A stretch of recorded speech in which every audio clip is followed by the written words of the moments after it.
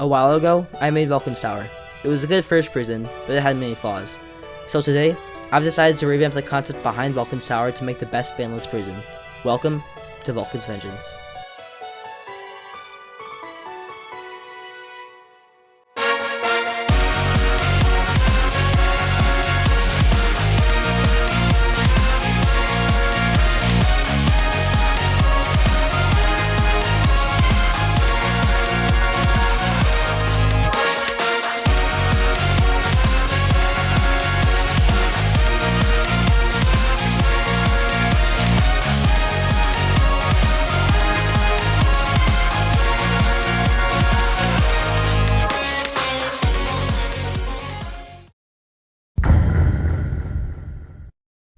Basically, Minecraft servers run off of server softwares, like for example, Paper and Spigot.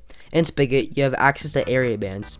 If you don't already know, area bans are shulker boxes with so much data that anyone who comes near them will get kicked from the game due to a data overload. However, Paper patched area bans in 1.18, and currently, every other modern Paper prison tried to replace them. However, these replacements were very flawed and bypassable, so instead of trying to replace them, I will be embracing the lack of them and will make the best banless prison.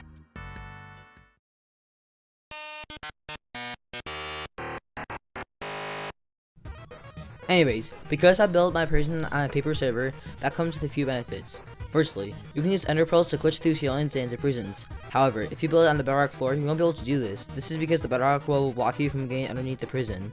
And because there's no bedrock breaking glitches on paper, that means that pearl glitching into the prison will be impossible. Anyways, another benefit from this being built on the paper server is that we can pouch stasis chambers. If you don't already know, stasis chambers is a way you can throw an ender pearl into a bubble column and keep it in place. Afterwards, whenever it hits something, then you'll get teleported back there. This is very helpful for breaking out of prisons. However, we can patch this too. You see, whenever a chunk gets unloaded, then all the ender pearls will get removed from it. And if you crash the server, all chunks will get unloaded. So all we need to do is to build a lag machine capable of crashing the server. And once we do that, all ender pearls will get removed, thus rendering stasis chambers useless.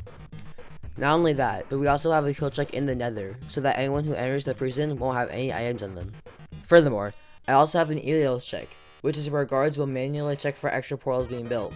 I won't go into too much detail here, but all you need to know is that it's possible to sneak into the prison in the entrance process.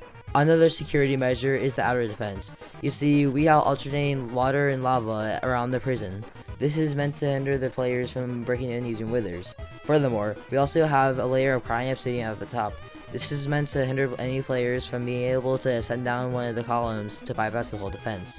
Not only that, but I've also built my prison in a region surrounding world spawn called spawn chunks.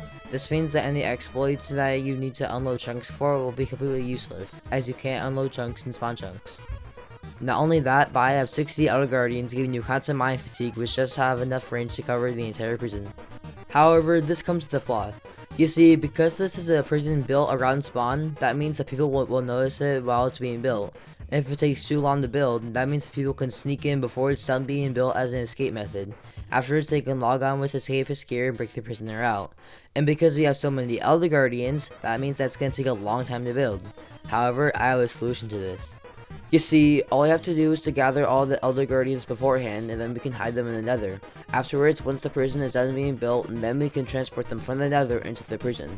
That way, we only have to add the time that it takes to transport them from the nether to the prison, instead of adding the time it would take to gather all of them in the first place.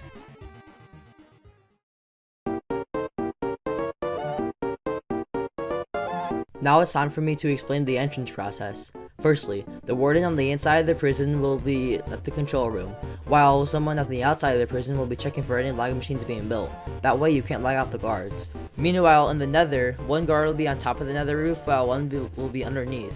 That way you can't build a portal to sneak in the entrance process. Anyways, for the entrance process to happen, the guard on top of the nether roof must make sure that everything's intact, that the nether hub was the exact same way as it should be. Afterwards, the prisoner will walk through, get their spawn set by one glowstone, and die. Afterwards, they'll be in the obsidian cell.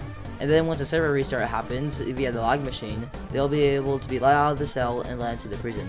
All the while, the guard must make sure that no portals are being built, and must keep an eye on the subtitles. Anyways, the prisoner will walk through the portal, which will get closed behind them. Afterwards, they can set their spawn on the bed gate, die in lava, and respawn inside the cell. Which, by the way, has a 3 prisoner capacity. The visiting process is more or less the same. They'll go through the exact same security measures in the Nether, but this time they'll end up inside the visiting hall. They'll be able to see the prisoner through the glass. After 2 minutes, they'll either be killed manually or will walk into the lava and respawn outside the prison. But what if the visitor logs off? The guards can't do anything because to stop him from breaking blocks would mean to kill him, and of course you can't kill someone who's offline. So eventually, the guards will have to go offline eventually, and then the visitor can log online, break the bed, and then the prisoner can die and respawn outside the prison. So surely this is impossible to fix, right? Well actually, wrong. I actually have a solution to this. You see, all we have to do is to flood the hallways with lava. That way the next time that he logs on, he'll die in lava and respawn outside the prison. This procedure also applies to the prisoners as well. Now this of course means that the guards would never be able to go offline without flooding the hallways, but it's whatever. Anyways guys, thank you for watching. You guys should check out the guard video for this. It talks about the guard processes in more depth. Also, subscribe to Leon and Terra. Leon pointed out flaws in the prison and helped make it more secure. Meanwhile, Terra did the exterior. And honestly, I think he did a fantastic job. But yeah, and before you go, also download this prison. The download should be in my new Discord server, which people helped create it. But yeah, thank you for watching, and see ya.